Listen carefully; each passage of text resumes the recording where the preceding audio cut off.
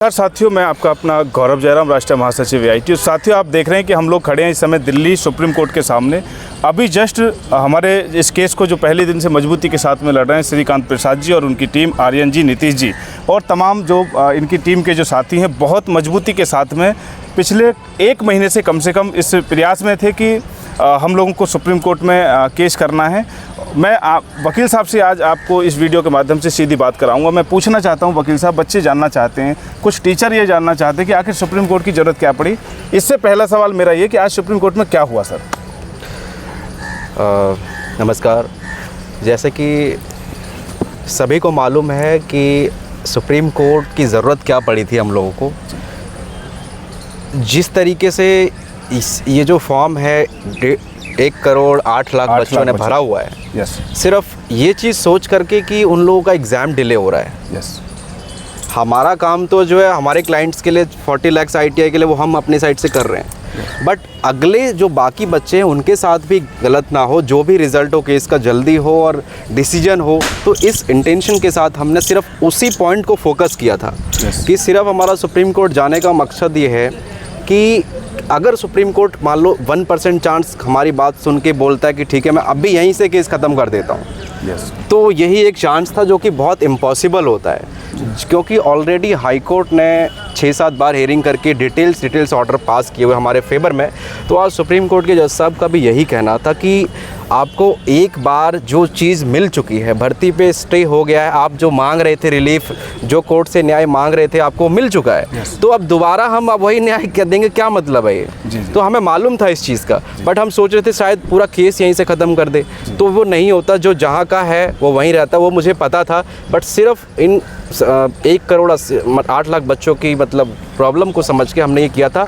इसका कोई लेना देना नहीं है। ये पिटीशन डिस्पोज हो गई, वटेवर हो गई, इसका कोई मतलब है ही नहीं। जो ट्राइब्यूनल में हाई कोर्ट में चल रहा है वो एकदम चल रहा है, भर्ती पे स्टे प्रोसेस कंटिन्यू रहेगा। आज जज साहब के माध्यम से मैं भी कोर्ट रूम में सुन रहा था कि सर अभी जज साहब कुछ बोल रहे थे कि जो नीचे की कोर्ट है उसमें आपका ये मैटर कुछ चल रहा है अभी। हाँ, उसके संबंध में भी कुछ टिप्पणी की थी। तो वही चीज़ मैंने बताया कि जो मैटर जहाँ का होता है उसकी अथॉरिटी वो होती है। तो ट्राइब्यूनल के ऊपर हाई कोर्ट के ऊपर सुप्रीम कोर्ट। तो ट्राइब्यूनल में हमने केस फाइल किया था, ट्राइब्यूनल ने इंटरिम रिलीफ डिक्लाइन कर दिया था कि नहीं, भर्ती स्टे नहीं हो सकती है। पर ऑनरेबल हाई कोर्ट ने पूरा इशू को सुना। आज मुझे लगता है कि 4-5 हियरिंग्स हो चुकी है और सब में 3-4 पेजेस के ऑर्डर, डिटेल ऑर्डर्स, पूरी केस की फाइंडिंग्स उस पर निकाल के रखी हुई है कि सिर्फ एक ही क्वेश्चन है कि 28 दिसंबर को जब एडवर्टीजमेंट रिलीज़ हुआ तो 2 जनवरी को आप क्वालिफिकेशन चेंज कर दिया, ठीक है, लेकिन आपने 22 जनवरी को जो फॉर्म भरवाना शुरू किया उसमें क्वालिफिकेशन कैसे चेंज कर दिया? जब 28 को हुआ है तो 28 वाला ही एप्लीकेबल होगा उस दिन जो एग्जिस्टिंग क्वालिफिकेशन थी।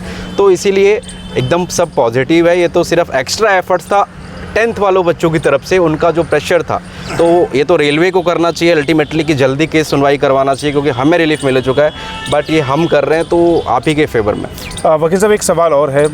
ये आपके इस वीडियो के जाने के बाद में लगभग करोड़ों बच्चों के मन में ये सवाल आएगा, क्या सुप्रीम कोर्ट के दरवाजे अब रेलवे ग्रुप डी के लिए बंद हो जाएंगे, या अभी हमारे पास विकल्प है कि अगर कुछ भी नीचे होता है हाई कोर्ट कैट के अंदर में तो दोबारा हम सुप्रीम कोर्ट में आ सकते हैं या नहीं? वो और क्लियर कर दीजिए। अच्छा, ठीक है। देखो, ऐसा है कि ये तो कोई सवाल है, अच्छा सवाल है, लेकिन सुप्रीम कोर्ट में आप जिस पॉइंट के लिए आते हो सिर्फ उसी पे बात होती है। आज हम सिर्फ इस पे आए थे कि केस जल्दी हो जाए, बस यही पॉइंट था जिसमें बोला नहीं, जो चल रहा है वहीं पे चलने दो, हाई कोर्ट देखेगा और कैट देखेगा। ऑलरेडी वो भी बोल दिया, साहब भी बोले कि ऑलरेडी निचली अदालत में भी रिलीफ आपको मिली हुई है, तो आप फिर दोबारा क्यों आ रहे हो उस चीज़ को लेके? बस यही पॉइंट है। तो जब भी कुछ अगर कैट से होता है तो high court always open, high court से कुछ होता है तो supreme court is always open. But high court का जिस तरह का रुख है और ओपिनियन है भी केस के प्रति, हमें लगता है कि हाई कोर्ट तक ये फाइनली सेटल हो जाएगा मामला। जी, बहुत बहुत शुक्रिया। आप सुन रहे थे अभी हमारे साथ में रेलवे के जो ग्रुप डी मामले को पहले ही दिन से देख रहे हैं श्रीकांत प्रसाद जी और उनकी टीम, आर्यन जी, नीतीश जी, बाकी इनकी टीम को आपने सुना कि आज हम लोग सुप्रीम कोर्ट केवल इसलिए आए थे कि जो 1 करोड़ 8 लाख बच्चों का जो भविष्य फंसा हुआ है ITI और नॉन ITI वालों के बीच में, कि उसमें कैसे ही जल्दी से रिलीफ मिल जाए, उसको लेकर के सुप्रीम कोर्ट आज हम लोग आए थे। लेकिन सुप्रीम कोर्ट ने कहा कि आपका केस ऑलरेडी हाई कोर्ट से आपको रिलीफ मिल चुका है, कैट के अंदर में आपका केस अभी चल रहा है, हाई कोर्ट के अंदर में आपका केस चल रहा है, तो आप वहाँ पहले सुनिए, उसके बाद अगर कुछ होता है तो आपको आने की जरूरत है। हमें बिल्कुल ज़रूरत नहीं थी, बस ये आप लोगों की 1 करोड़ जितने बच्चे हैं उनको बस कंसिडर करते हुए कि जल्दी कुछ हो जाए। जी जी जी। बहुत बहुत शुक्रिया, थैंक यू।